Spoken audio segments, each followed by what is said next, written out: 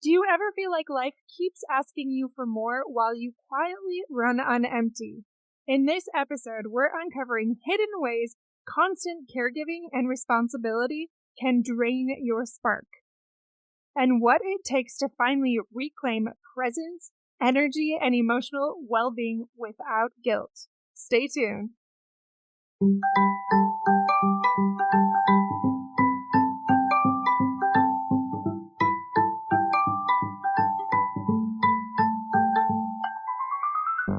Welcome to Fulfillment Therapy. I'm Kendra Nielsen, wife, mom, and licensed therapist.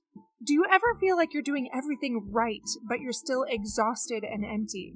Did you think life, marriage, and parenting would be simpler and more rewarding?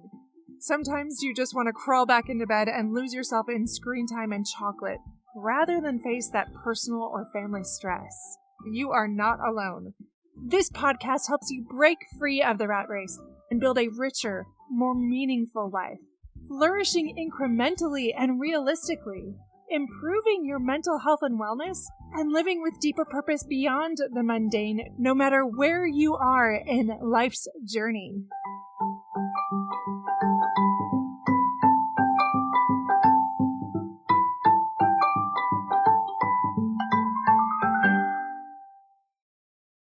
Welcome back to Fulfillment Therapy. Today we have a special guest with us here, Heike Yates, and she is a midlife fitness expert, author, and creator of the Spark Framework.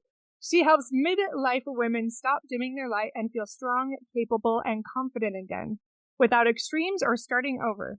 With more than 35 years of experience, her work is practical, compassionate, and designed for real life. She's the host of Pursue Your Spark podcast and author of Pursue Your Spark. So excited to have you on the show today. Thank you for coming, Heike. Oh, Kendra, it's such a pleasure. And I was like, let's spark everything. I love it. So you have your own podcast too. Tell us a little bit about that before we jump in. The Pursue Your Spark podcast is an extension of my business, Pursue Your Spark, and I help midlife women to feel stronger, more connected themselves, and get through the phases in life, what I started coining as the in-between phase. Mm-hmm. And the in-between of midlife to me is between 40 and 80. And many people don't think that they're like 50 is midlife and that's it.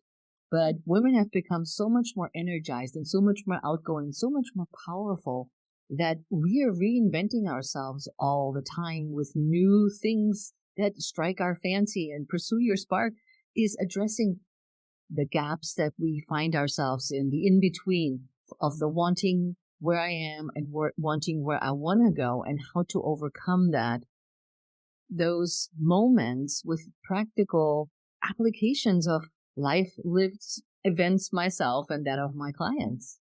I think this is a very necessary topic. I'm glad that we're speaking to it today. What made you excited to teach this? Did you feel like there's just a gap there that nobody was really talking about, or you just love this demographic? What is it? I hear it all the time. I have not only Pursue Your Spark, which is my online brand, I have a Pilates fitness studio here in Maryland where I see clients one-on-one. And when you work with clients closer, and in my Pursue Your Spark blueprint, I limit the amount of people to 10, so it stays still focused and narrow, and people can talk about what they need to do. I found that once we started moving, people trust me. It's a private atmosphere.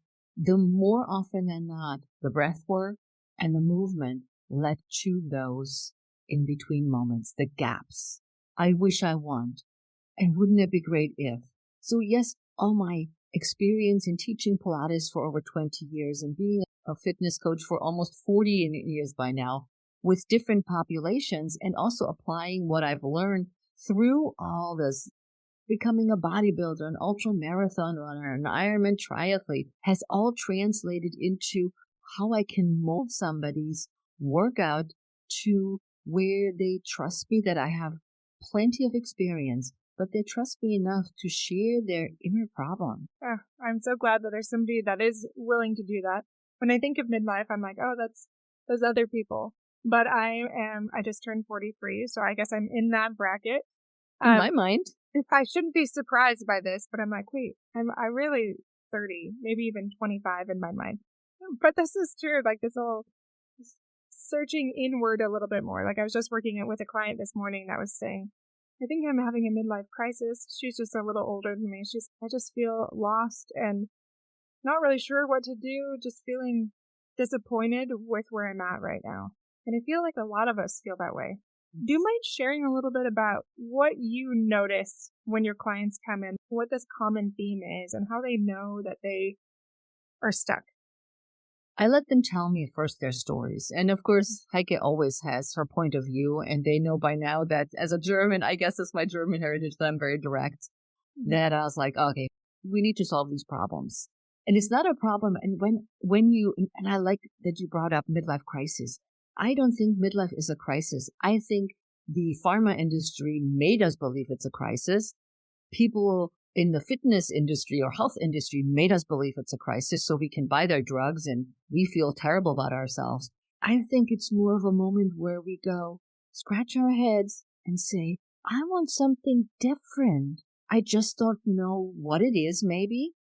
Or how can I reach it if I know that I want something different? And that goes in conjunction with being an empty nester, going through menopause, losing a job, or being done with your career path. And you say, I'm X amount of what I'm 55 and I want to retire now, but what do I do? And for me personally, I have this moment every 10 years. When I turned 30, I had this, what am I going to do now? What's next for me? I've done 2 children, raised them. They're off to school. I have a career, but what else do I want? And at 40, and I will be 65 this year.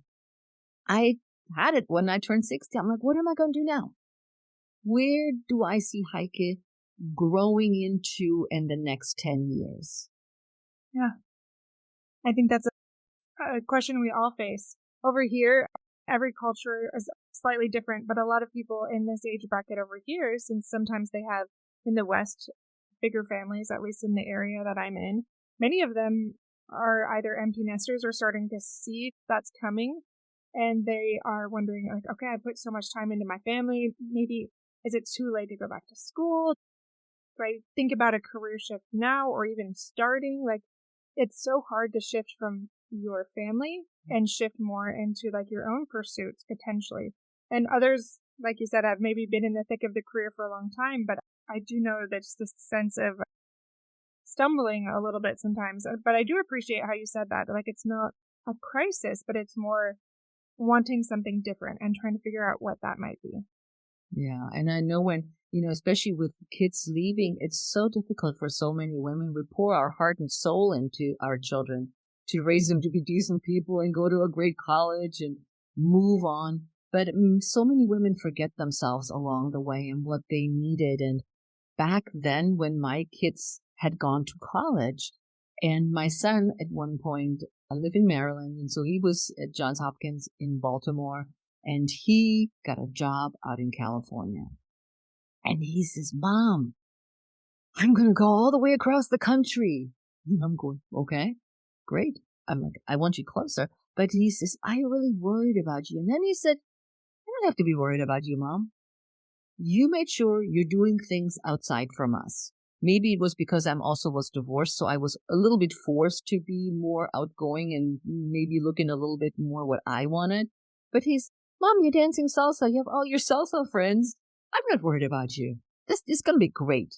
And that was a really good feeling for me that he knew I hadn't neglected myself. I wish I would have had more time with them as a divorced mom. It was hard sometimes to make everything work. But I think the more we talk about, have these conversations, the more women listen to that there is something else. And it doesn't mean you're not a good mom when you take time for yourself. Absolutely. Can you tell us a little bit how this applies in your book? What are people finding that was really helpful? What's something in your book that you really love for those that do feel like they're very conflicted about what to do next? There are 2 things that I talk about in the book too. One is curiosity, and one is about setting boundaries. I want to start out with curiosity because curiosity leads to so many amazing things. If we just allow ourselves to be a little bit more curious about what could the next phase look like for you, And it doesn't have to be menopause or whatever. Let's not put a timeline on this. It could be at any time you wake up in the morning and you say, I want something different.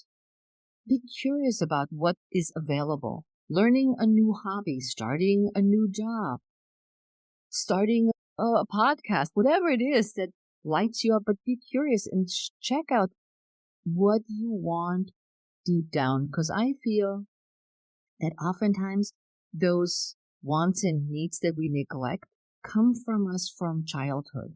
My childhood was about traveling and adventure. I wanted out of Germany. I wanted to go to the big United States and have my big adventure and travel the world. That was my goal. And then I found my first husband, had 2 children. So I had my mom adventure first for the next 18 years and moved from there. But be curious about what is out there. What do your friends do? What did you think back then you wanted to do? And I know sometimes we talk about all these audacious goals that we have. If it was knitting, it could be knitting. It could be cooking a recipe that is maybe complicated. Make it simple. So this curiosity doesn't have to be, I'm taking the yacht to go wherever, or I'm going on a trip around the world. If that's not your comfort zone, pipe it down to what it is that you wanted to do maybe back then. And the next thing that leads me to that is the boundaries. Be curious, but set boundaries with other people. So you will be able to pursue that spark that's suddenly may have been ignited because you were curious. And set boundaries with yourself and how people treat you and talk to you, as well as other people saying, and we love saying this, of course, in our industry, is say no. It's one sentence, which can be really hard to say no. But think about what are the boundaries that you feel comfortable starting to develop as you are curious. I am a big believer in boundaries. I love them. I feel like every conversation I have with a client goes back to boundaries. But I want to talk about that first part too, curiosity. Actually, just working with another client this morning about that. And she just often feels very deflated and just disappointed with life in general, with where she thought she would be right now. And so we talk a lot about that as part of her treatment goals and the things she wants to put more attention into. And she often leads with shame, guilt, anger, and disappointment with yourself instead of getting curious and going a little bit deeper, like you talked about those neglected wants and needs, or just what might our intuition or our bodies be telling us? What is that thing that lights you up? And I'm obviously on this podcast, fulfillment therapy, that's something I talk a lot about, but I love that other people are talking about that too, instead of it being this shameful thing, it being an exciting thing, something that we finally can explore a little bit more. And even though it makes us a little restless and uncomfortable, which I know it does a lot of my clients, instead leaning into that a little bit and allowing yourself the space to explore that instead of resisting it. Do you see that a lot? People yes. There, all the things, shame, guilt, afraid, I'm not good enough, I'm not worthy, all these things. And I always wonder, who the heck taught you that? This is, to me, it's almost like a learned behavior. Women should feel this way if they want something for themselves, whether it's passed down from our grandmothers or mothers or just society. My clients have the same, oh, I shouldn't be wanting this. Why not? And take time away from the grandkids. I'm like, they would have a happier grandma. Or if grandma is going, yay, I play pickleball, I'm rocking it, it's something to share with them. I feel, again, and I'm loving that you're coaching this as well with your clients, that we need to let go of these preconceived notions. None of us woke up in the morning and said, if I don't make my husband lunch, I feel guilty. It comes from somewhere and it needs to go away. Definitely. And I encourage my clients to there's different ways to say it. I won't go into all of it, but do we matter as much as other people? Do we value ourselves and our own needs as much as we value them for others? It's not that we don't love other people, but that we have this self-respect and we're willing to advocate for ourselves like we would for our kids or a spouse or somebody else that we love. And it is so hard to lean into that when it does feel so alien, when we've been potentially just caring for others for decades. Many of us have been, and it's hard to let go of some of that. You just talked about that with grandkids, but my client was just saying for her nieces and nephews, she really helps quite a bit. And you know what? I wonder what it would look like to back off of all that babysitting for a little bit, even if it were about a month, and help you become who you were meant to become instead of putting off the things that you know will help you become more joyful and fulfilled. And just like you said, like that can be something where she could be more of a support to her loved ones instead of less by tending to some of her own needs that have been neglected for so long. I also feel that we're afraid that people get angry at us if we don't abide to what they want. And your babysitting is a great example. As I did a while back, I did a YouTube video. I was in Amsterdam, and when my first grandchild was born, Lila, who's now 4, and I said, I'd love to come and help and be over there. And I said, okay, I'll come for a whole month.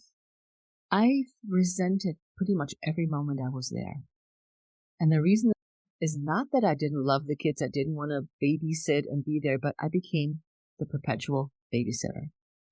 Oma, which is the German grandma, was there, and Oma would just show up. She had to be there all the time, no matter what everybody else's plan was. I would come to their apartment and say, hey, I'm here. And they're like, oh, we forgot to tell you, we're going to the doctor now. You have the morning off. And I was like, why didn't anybody tell me this? I would have made other plans to do something with my time, but my time suddenly became not my own.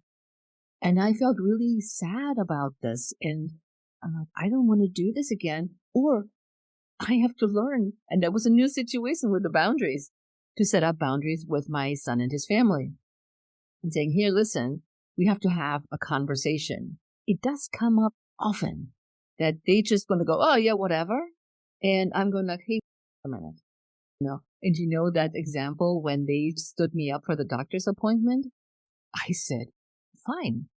Took my bicycle, picked the destination somewhere in Amsterdam, and I just spent the next 3 hours bicycling through Amsterdam and having a lunch, enjoyed myself. And when I came back, they said, where did you go? We were worried about you. And I said, did you expect me to sit there and twiddle my thumbs till you guys come back? Yeah. They were confused. I'm like, what, which? I said, oh my God, did you guys go there? And I traveled a bike to this neighborhood, and I'm quite gutsy when it comes to biking in Amsterdam. There's a lot of bikes. We feel that people get angry with us when we don't do what they want us to do. And that is also a big pill to swallow for us and say, you know what? Don't be angry at me. That reminds me of just that bracket of 40 to 80. Obviously, a lot of different things are happening in that. But I think all of us can relate in that, probably many more ages than even that. It is about boundaries and that self-advocacy and standing up for yourself. And a lot of times, I think people don't even recognize what it is they're doing or expecting until we are more assertive, until we communicate more clearly what is and is not okay. We're training people how to treat us. So I love that you were able to recognize that and maybe get a little more clear on what you are okay with. Because then what ends up happening is we build up this resentment, and that doesn't draw us any closer to joy, fulfillment, finding our spark, any of those things that we want when we're stuck in those places. So I can understand why you'd really focus on curiosity and boundaries both, because they go hand in hand. Thank you for sharing that part of it. Tell me something else, if you wouldn't mind, anything from the book, like a story or that you feel would really speak to listeners that are in these stages, anything that you can think of. So my client, who's 80 years old, said, I'm going to go visit my daughter. And my husband is not doing well, so another family member will take care of him. I just need a break. I want to visit her and hang out with her just by myself without him not being mobile, needing a walker, and all these kind of things. And she's uber super fit with 80 and also outgoing, and she's singing. So she has a rich life. So she went to see her daughter, and she did what she wanted to do. They went to cafes, as she told me afterwards. So when she comes back, she beams. She comes and walks in the door. It's like, Heike, this was the best thing ever. I'm like, what happened? Oh, we went out for coffee, we had tea, we went a little shopping. I actually lay in my room and read a book without being interrupted. It was heaven. This was great. And she literally sparked out of her head and ears. That's how excited she was. And she said, I feel like myself again. And literally a light bulb went off in my head. What I had at this point, and I wrote and published my book last year in 2025, I always thought when people said, I want to feel like myself again, that they referred to the younger self. Mm-hmm. I want to be like in my 20s. I want to be like in my 30s. But it was not. It was about taking back what you really deep down wanted and what is fulfilling you without tethers, without somebody dragging you back or holding you back, living fully to what it is that you want to do. And that's how my book started. And that's how my book came to be. And I wasn't quite sure where I was going to go with this. And I said, you just gave me the idea for my book. And when I finished writing the book, of course, she got a copy. And she says, you wrote my story. And I said, I told you you gave me the book. So this can happen to all of us, that we are so inundated with where we are in life and we don't see anymore the other side of where we want to be, or even forgot who we are because we're so surrounded by people that we feel need us. And with that, those people that need us, whether it's an aging spouse, whether it's your kids that need help with childcare, whatever that might be. Thanks for spending time with us on Fulfillment Therapy. If this conversation spoke to you, check out our online courses. Ignite your life, mend your marriage, find your focus, and free others. All designed to help you create deeper personal and family fulfillment. You can explore them at fulfillmenttherapy.org or email us at hello@fulfillmenttherapy.org if you'd love a free coaching call that might even become a podcast episode. And if you enjoyed this, please take a moment to leave a review on Apple Podcasts or share this episode with a friend. It truly helps spread hope and fulfillment to more families. Stay tuned for part 2.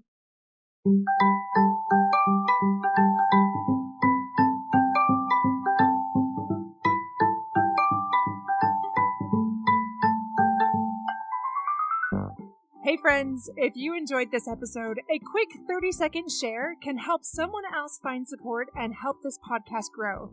Leaving a review on Apple Podcasts boosts visibility and keeps the show alive. Your simple acts make a big difference. I'll see you back here each week for more life-changing episodes.